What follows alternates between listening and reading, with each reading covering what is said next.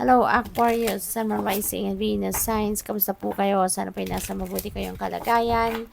Welcome back po sa Star Tarot. At kung bago kayo rito, welcome din po kayo. Please subscribe, like, share my videos. And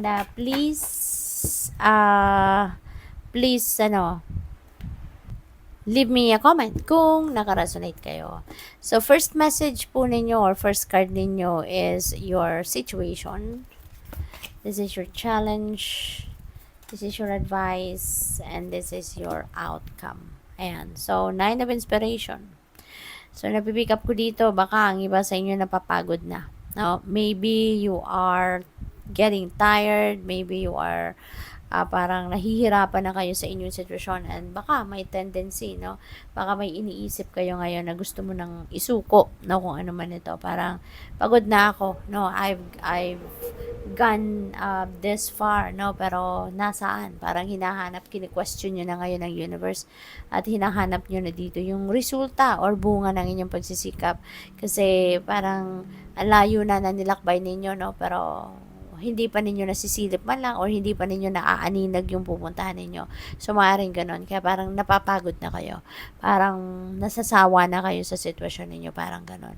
But, ang advice sa inyo rito, no, ang hatid na energy ni Nine of Inspiration is perseverance.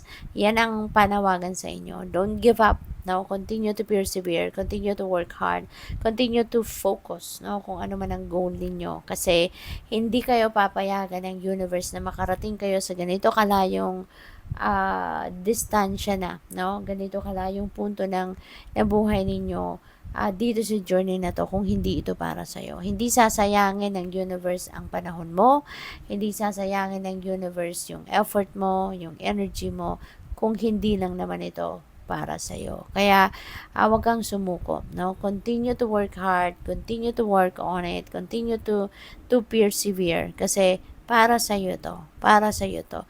Maaari lang na meron ka ng one last challenge, no, 'di ba? Kasi Nine of Inspiration na to.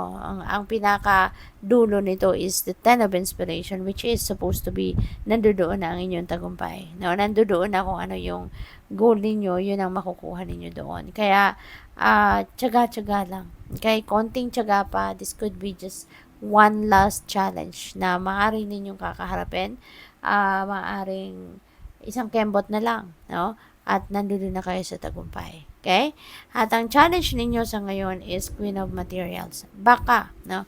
Napapagod na din kayo. Baka nahihirapan na din kayo. Baka nagkukulang na kayo sa resources. Baka nagkukulang kayo sa suporta. Baka nagkukulang kayo or baka wala na, no? Baka naubusan na kayo ng pera. Naubusan na kayo ng panggastos, no? Para maipagpatuloy pa ninyo yung journey ninyo rito. So, yung advice ninyo is Queen of Emotions. Okay? So, you are divinely guided, Aquarius, sa lahat ng bagay na ginagawa ninyo, sa lahat ng mga pangyayari sa buhay ninyo, ginagabayan ka ng Divine Universe. And, lalo-lalo na ngayon, ano, kung parang napapagod na kayo for whatever reason, ano, pwedeng walang pera or pagod na talaga kayo, nawawala na kayo ng gana, ginagabayan ka ng universe, so pakinggan mo kung ano ang guidance sa'yo, no? Kasi, hindi ka hahayaan ng universe na sayangin mo, no? Na masayang lang lahat ng pinagpaguran mo, lahat ng effort na ginastos mo sa bagay na to, or sa kung anumang journey na to na ninanavigate mo. 'Di ba? Sayang ang lahat. Kaya makinig ka, no, sa inyong intuition, tune into your intuition, tune into your inner compass, no? Sundin mo kung saan ka nito dadalhin. Sundin mo kung ano yung binubulong sa'yo. Kasi, konting-konti na lang, no? Kung ipagpapatuloy mo kung anong ginagawa mo, kung ano yung goal mo na gusto mong ma-hit, kung ipagpapatuloy mo yan, konting tiyaga na lang ang kailangan mo at mapupunta na yan sa'yo. Kaya, pakinggan mo yung gabay sa'yo, no? Because it will lead you to the right path. It will lead you to the right thought na dapat mong maisip para magtuloy-tuloy ka at makarating ka sa kung saan ka dapat makarating. Ang outcome mo is awakening. You will be enlightened. You will be awakened. At madidiscover mo dito kung ano yung yung purpose mo sa buhay, ano yung mission mo sa buhay. Maaring doon ka dadalhin, no, ng inyong sitwasyon sa ngayon. Maaring may mga realization, no, na dadating dito. Maaring magkakaroon ka dito ng mga light bulb moment na all of a sudden, ito na may isip mo. 'Di ba na yung pala ang sorpresa sa iyo ng universe is you will be where you need to be at this point. No, maaaring ito na, you will be in alignment with your destiny na dadalhin ka na dito sa isang sitwasyon na mapupunta ka na doon sa kung ano man ang purpose mo sa buhay, no? So, tingnan natin kung ano pa yung, kuha tayo ng clarifiers, no? And maraming salamat pala, no, sa mga nagsusuporta sa aking channel. Thank you for subscribing, and if you haven't subscribed yet, mag-subscribe na po kayo, okay? At maraming salamat din sa mga nagsisend ng super thanks sa akin, sa mga nagbibigay ng donasyon. Maraming salamat po. At sa mga hindi nag-i-skip ng ads, maraming salamat. So, we have 9 of inspiration dito, and we have the Hierophant, and we have the 9 of Wands. Ayan, so, parehas lang ito. Kinaklarify niyan. Same energy niya, no? So, talagang malakas ang malakas ang, ang mensahe sa inyo dito na panawagan sa inyo na huwag kang susuko. No, Aquarius, continue to work hard. Mag-effort ka pa. Konting effort na lang, no? Ibibigay na sa iyo ng universe yan. Kaya wag kang susuko. And the Hierophant, so siguro meron ditong makakatulong sa iyo.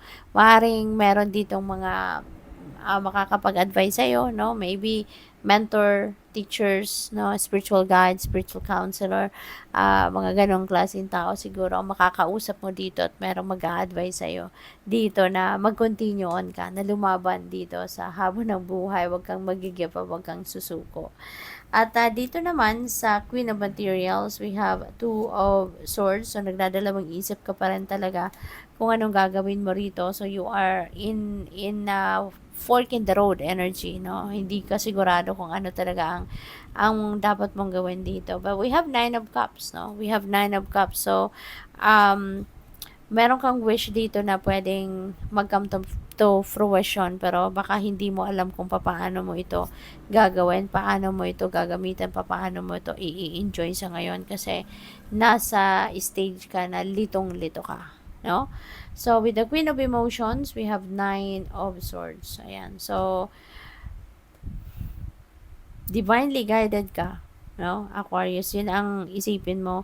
Yun ang hanapin mo. Kung ano yung mensahe sa inyo ng universe. Yun ang mo. Yun ang pagkaabalahan mo ng panahon, ng iyong panahon. I-access mo yung intuitive messages mo, intuitive nudges mo, okay? At wag kang mag-give in sa anxiety, wag kang mag-give in sa negative thinking, sa pag-worry, sa pag-stress sa sarili mo, because this is not going to bring you anywhere good. Hindi ka nito dadalhin sa iyong tagumpay, hindi ka matutulungan nito sa kung ano ay ikakabuti ng inyong sitwasyon. Kaya please, iwasan ninyo ito, no? Wag kayong ma-stress, iwasan ninyong ma-stress, huwag kayong mag-worry, huwag kayong mag-negative thinking, huwag ninyong i-entertain ang energy na to, kasi mas lalo kang mababaon dyan sa hirap, mas lalo kang mababaon sa challenge na kung ano man ang pinagdadaanan mong challenges. So, i-transmute ninyo yung ganitong energy, no? Nag-worry, nagpo-problema, 'di ba? Hindi na makakatulog, hindi na makakain na maayos. Wag na kayong wag mo itong pagbigyan ng panahon, or wag mo itong pagbigyan ng space sa buhay mo. Mag-isip ka agad ng kung ano ang positibo, mag-isip ka kung ano ang magagawa mo para makaalis ka sa problema mo. Okay? So, with the Temperance energy dito, no? This is about patience. Okay? So, lahat ng ito, no? Ng mga sitwasyon mo sa ngayon, kailangan mo ng pasensya. Kailangan mo ng pagtsatsaga, kailangan mo ng paghihintay, practice patience, practice a lot of yun nga, malalim na pag-iintindi at pagpapasensya. Kasi pasasaan ba, no? At magigising ka rin sa katotohanan, ipapakita rin sa'yo. Makikita at makikita mo dito ang tamang daan. Makikita at makikita mo dito kung saan ka dapat mapunta. Kung saan ka dapat pupunta. Okay? Kaya, be patient. Okay? Be patient. At dito sa awakening energy na to, you will be shown the way, no? Kung saan path ang dapat mong tahakin. So, tignan natin kung ano pa mga mensahe para sa inyo, prosperity. See? Sama-sama. So, ayun, 4 sila. Sige, gusto nilang sumama. So, there is prosperity coming your way. Okay? So, siswertehin ka na din sa pera. No? Magkakaroon ka dito ng prosperity and abundance. So, napakaganda. We have flow. You're just going to be in the flow with life. No? Ito, kapag sumurrender ka na sa universe, kapag nag-surrender ka sa natural love and flow of life, no, makikita mo na everything will fall into its right places. No? Kaya, sundan mo kung anong gabay sa inyo ng Divine Universe. Kasi, dadalhin ka nito sa kung saan ka dapat mapunta.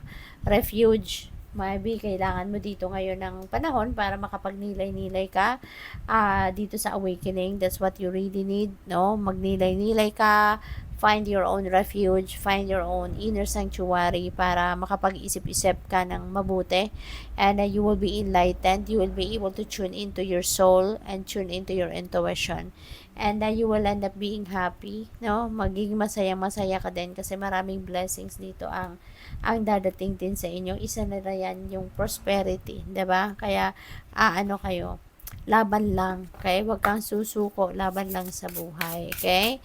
So, tingnan natin kung ano pa ang message para sa'yo. We have psychic abilities. Gamitin ninyo yung inyong mga psychic abilities because your psychic abilities are on point, no? Sa ngayon. Kaya, yung Queen of Emotions na yan, nagre-remind yan sa'yo, no? Na malakas ang inyong radar, kaya pakinggan ninyo yung mga guidance sa inyo ng Divine Universe. Pakinggan ninyo yung mga mensahe ng Universe na dumadating sa inyong intuition. Okay?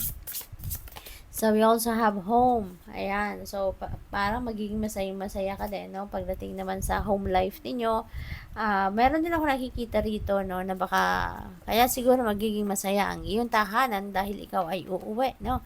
Magkakaroon ng family reunion dito. So, siguro galing kayo sa ibang bansa, you know, or someone, person mo, anak mo, baka nasa ibang bansa, uuwi na, and you will be together, no? And you will be spending time together, no? Quality time. So, magka-catch up kayo with your loved ones.